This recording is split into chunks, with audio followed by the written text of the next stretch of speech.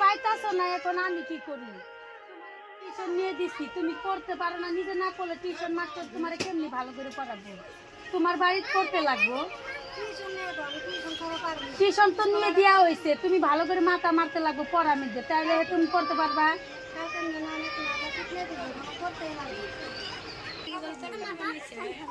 দিদি কিছু মনে না করলে আমি আপনাকে বলে দিই। হ্যাঁ দিদি, আমার এক্সপিরিয়েন্স আছে, আমি পাবো। না আমি দিদি পাবো, আমাকে একটা আপনি চান্স দেন, আমি পাবো এই অ্যান্সার।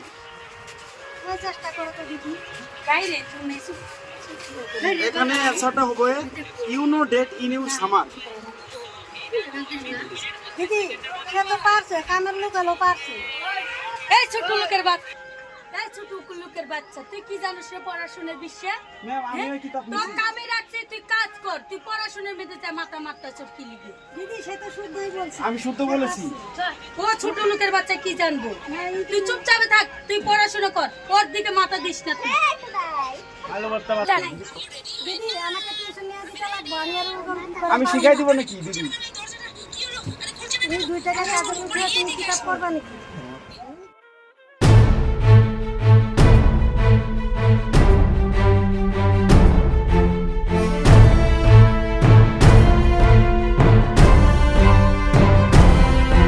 হ্যালো বান্ধবী, আমি এখন ফোনটা রাখছি। হ্যাঁ, আমি তোকে পরে ফোন করবো। এটাই ছেলেটা না আমাদের ঘরে 5 বছর আগে কাজ করছে না? কলেজের বাচ্চার খবরটা নিয়ে আসি।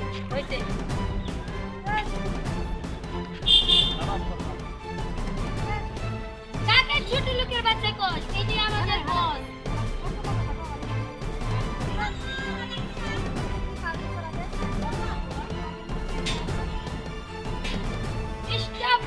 তুই জানিস ও কত বড় মালিক? ও আমাদের বস, এই কোম্পানির মালিক আমাদের। ও আমাদের এই কোম্পানির মালিক, তুই জানিস না? জেনে বুঝে কারোরে গালি দিতে লাগে না।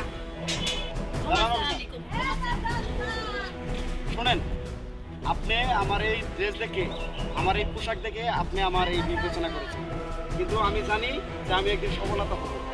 আপনারা কোনোদিনও মানুষের পোশাক দেখে কারোকে বিবেচনা করবেন না।